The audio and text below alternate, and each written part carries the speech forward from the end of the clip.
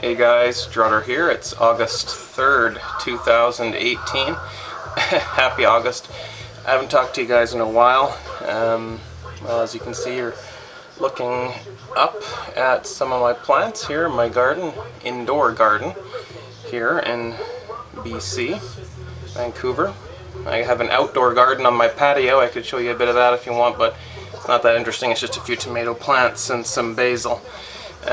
This is the indoor garden here. I don't put it on YouTube really because it's not, I find my YouTube viewers aren't that interested in that side of my activism, I guess. They just want to see mostly about silver or my analysis of different charts and data. Mostly. That seems to be what gets views. Or maybe that's just what YouTube allows to get views. We know that it's very filtered at what is allowed and what isn't, and my channel is not in the chosen ones, and it hasn't been for some time, so it's very hard for anyone to see any of my videos anymore. They don't really come up for people, so there's not a lot of stuff to do on YouTube for me right now. Silver and gold continue to be very manipulated and very cheap. I continue to think this is a great time to accumulate if you can. I still can't. I'm still just stabilizing after a really hard couple of years since my grandma died with my health, with my wife Medicatie's health, and with our homeless situation last year especially, and just lack of support from people that we thought were our supports. But you know, that happens in life, and you can't predict it, and you can't really do anything about it afterward either. You just have to heal from it and move on and do your best. So that's what we're doing, and these plants are part of that. We have 4 plants here, pink kush, and we're doing this as civil disobedience. That hasn't really been legalized in Canada yet until October 17th. But even then, it's not really going to be legal in Canada. It's just legalized by name, but it truly is just legal lies. There is no legalization really happening here in Canada. And unfortunately, this model is going to be touted as successful to the rest of the world and then exported and propagandized to other countries and put into place into other countries. For example, Australia, I predict, will probably be next. New Zealand may be the UK, but they're pretty resistant to it, but I think they eventually will, and so will the US federally as well legalize. But legalizing is not freedom. It's not the same thing. It's just putting more laws in place. It's just bigger government, more laws and more punishment and more prison time. And that's all it is. And I have friends that are in prison right now, and friends that are facing prison. Friends that have been dragged through courts, friends that have lost their families, their livelihoods, their businesses, everything, because of a plant. Nothing else. No violence, no fraud, nothing. Just the plant. Just for the plant. I've got friends that have died because they couldn't get access to the plant. And on that note, here in Canada, our Canadian Medical Association, a laugh, CMA, I guess. The CMA has announced that cannabis doesn't have any medical applications, is not medicine. What? That just shows that they are shills for Big Pharma. There's absolutely proof right there. That is the proof. They have claimed that cannabis is not medicinal, and they don't want there to be a medicinal program in Canada. I don't even like the medicinal program. It's not freedom either, but at least it's something for patients. It's something getting patients access to cannabis and keeping them from going to jail for growing plants to save their lives. It's just insanity that this is happening in 2018.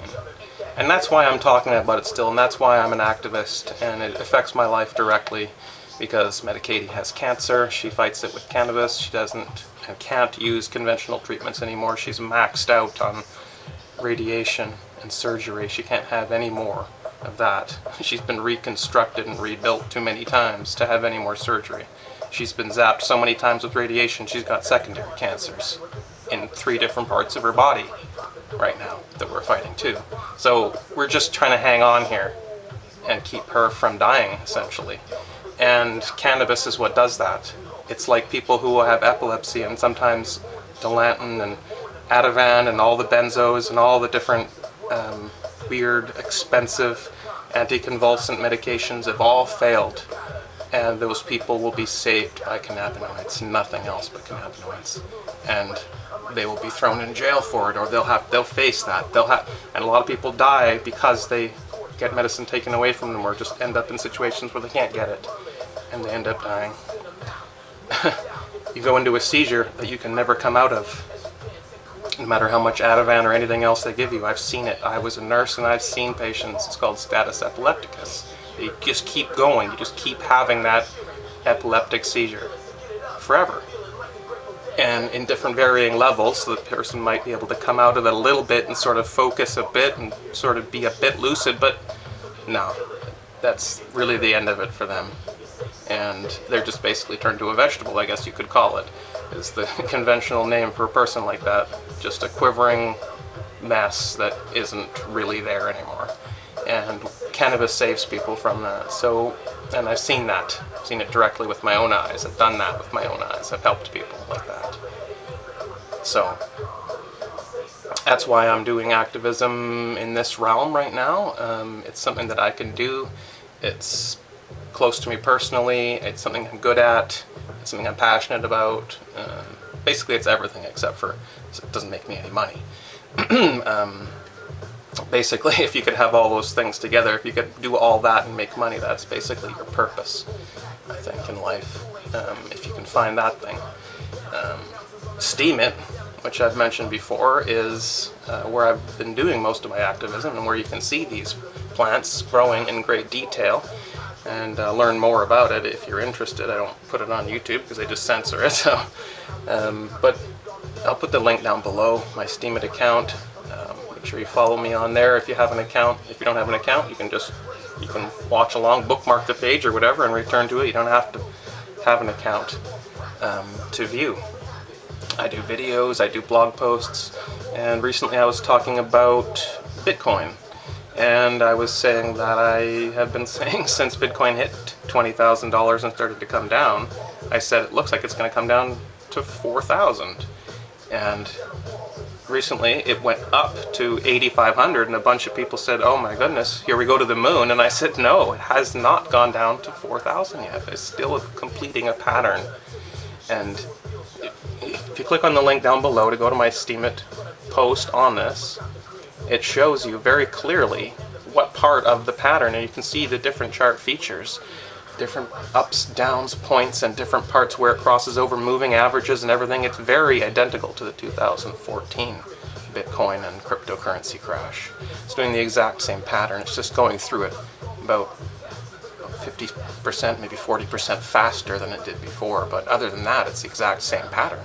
And there's all the same chart features, but we just haven't had that final crash. Down to about 4,000, I think it will be. Maybe, 5,000, maybe high 3,000s, whatever, but it's not going to stay there for very long. It's probably going to return to 5,000 fairly quickly, and then sort of consolidate 5,000 or 6,000 for months, probably, before it really starts to recover in 2019.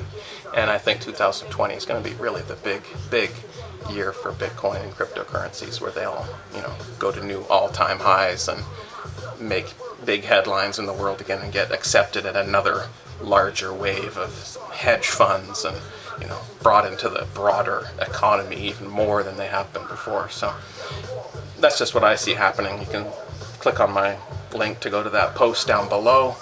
Other than that, hope you're enjoying your summer. I am. My health is better.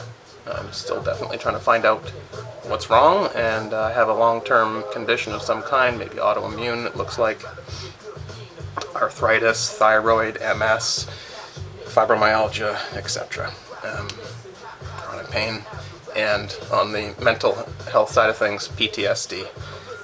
Depression is more under control, but that was a main thing a couple of years ago, really, after Grandma died. But I'm trying to come down off my antidepressants that I've been on, and found they were very addictive.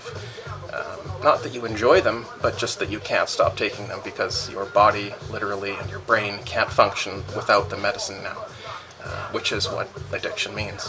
It's the very definition. So if you want to see my post on that, it's a few weeks old on Steemit, but I'll put it down below. It's kind of personal, talks a lot about addiction and my personal experience with it through Effexor, a legal antidepressant, an SSRI or SNRI. Just a very typical medicine, the one that I gave as a nurse for 10 years in the early 2000s. It was one of the go-to antidepressants. So anyhow, I'll just wrap up this video because it's going on and on, but I just wanted to tell you guys what I was up to, what I'm doing. This channel is still open and it will stay open. I read all the comments that come in. I'm thankful for any comments, any views, so on and so forth. And I'm just sort of trying to keep it up and open. YouTube continually moves the goalpost on what users or content creators, I guess, have to do to keep their channel from being deleted or, whatever. I've been really demonetized and downsized and shoved into a back corner of the internet for a long time. I don't get new viewers, and the viewers that I have are constantly unsubscribed against their wishes. It's just taken off their list, and so on and so forth. I can't really make comments or upvote or downvote anything anymore here on YouTube. So that's another reason Steemit's superior, because you can actually upvote and downvote things again, and it actually counts. You actually get paid for doing so in cryptocurrencies. But anyway, yeah, that's just why, that's just another reason why YouTube is just so hard to do videos on now. There's just almost no community, no reason to do it. It's not being heard, and it's not grassroots, and there's no authenticity in it anymore. But I do appreciate anyone who's still watching, and you're still here. I personally don't have anyone except for Endless Mountain. I think he goes by Money Chart now. That still makes videos on YouTube. I don't know of anyone that's still making them.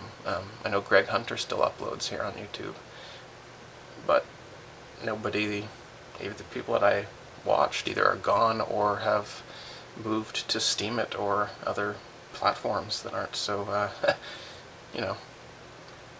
Google. But anyway, hope you are all well and enjoy your August. Talk to you soon.